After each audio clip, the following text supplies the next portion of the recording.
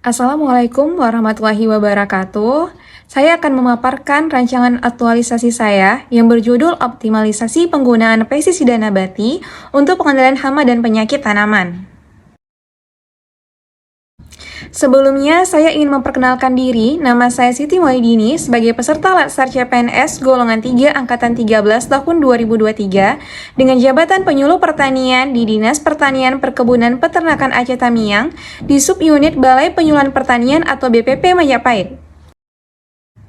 Balai Penyuluhan Pertanian atau dikenal dengan BPP Majapahit berdiri sejak tahun 1996 yang wilayahnya terletak di Dusun Payapuntung, Desa Tualang Baro, Kecamatan Majapahit, Kabupaten Aceh Tamiang. BPP Majapahit merupakan kelembagaan penyuluh non-struktural di kecamatan yang bertanggung jawab kepada Dinas Pertanian, Perkebunan, dan Peternakan Kabupaten Aceh Tamiang.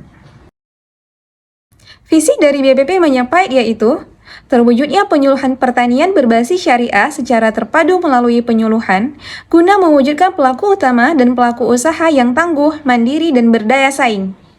Misi dari BPP Majapahit yaitu meningkatkan kapabilitas sumber daya manusia dan kelembagaan penyuluhan, meningkatkan jejaring kerja dalam inovasi teknologi, mengembangkan kemandirian dan keswadayaan petani sebagai pelaku agribisnis, meningkatkan kelembagaan tani yang kuat dan tangguh, meningkatkan produktivitas potensi unggulan di bidang pertanian, mengembangkan potensi pangan lokal untuk mendukung ketahanan pangan, serta mengembangkan sumber daya alam berbasis kelestarian lingkungan hidup.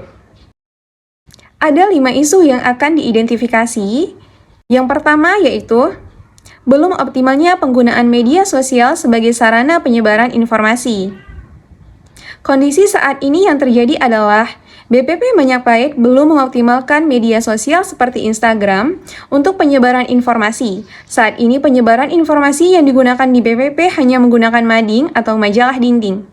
Isu yang kedua yaitu kurangnya kesadaran petani dalam menggunakan pestisida nabati untuk mengendalikan hama dan penyakit tanaman. Kondisi saat ini yang terjadi adalah masih banyak petani yang lebih memilih menggunakan pestisida kimia daripada pestisida nabati, namun banyak yang belum mengetahui dampak buruk dari penggunaan pestisida kimia bagi tanaman, lingkungan, dan juga kesehatan. Isu yang ketiga yaitu kurangnya pemanfaatan video dalam media penyuluhan kepada petani. Kondisi saat ini yang terjadi adalah masih kurangnya penyuluhan pertanian dalam memberikan penyuluhan secara digital. Umumnya media penyuluhan yang digunakan oleh penyuluh yaitu hanya dengan lisan atau dengan tulisan. Isu yang keempat yaitu belum optimalnya kelengkapan administrasi kelompok tani. Kondisi saat ini yang terjadi adalah administrasi kelompok tani pada saat ini belum berjalan dengan baik. Masih banyak kelompok tani yang belum melengkapi administrasi kelompoknya. Isu yang kelima yaitu kurangnya minat petani dalam menggunakan benih padi varietas unggul. Kondisi saat ini yang terjadi adalah masih banyak petani yang belum menggunakan benih padi varietas unggul. Hal tersebut dikarenakan kurangnya pemahaman petani mengenai manfaat dari benih yang bervarietas unggul. Kemudian dari kelima isu tersebut dianalisis menggunakan AKPK yaitu aktual, problematik, kekalayakan, dan kelayakan. Dari hasil analisis tersebut ada 2 isu yang tidak memenuhi syarat yaitu yang pertama yaitu belum optimalnya penggunaan media sosial sebagai sarana penyebaran informasi tidak memenuhi syarat pada faktor P atau problematik dikarenakan isu tersebut bukan termasuk isu yang sangat mendesak dan tidak harus diselesaikan saat ini juga. Yang kedua yaitu belum optimalnya kelengkapan administrasi kelompok tani tidak memenuhi syarat pada faktor K atau kekalayakan dikarenakan isu tersebut tidak menyangkut banyak orang, hanya pada kelompok tani tersebut saja.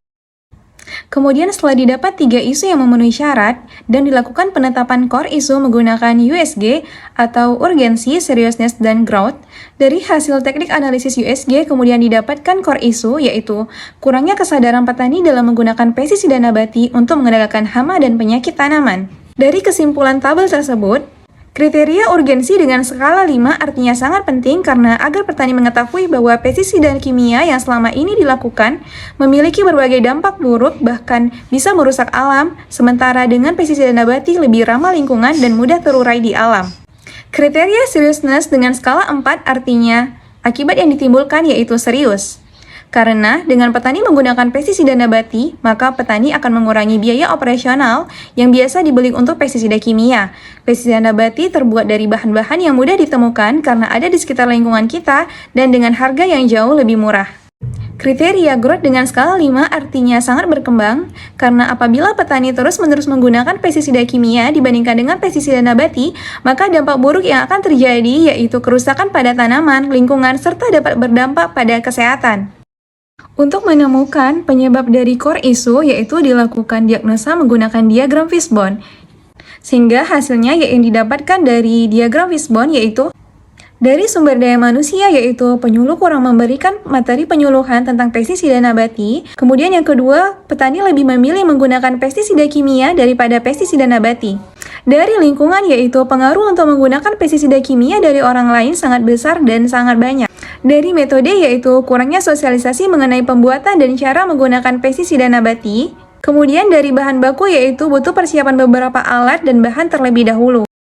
Dampak dari kurangnya kesadaran petani dalam menggunakan pestisida nabati untuk pengendalian hama dan penyakit tanaman, yaitu apabila petani terus menggunakan pestisida kimia, maka kondisi hama akan semakin resisten dengan bahan kimia.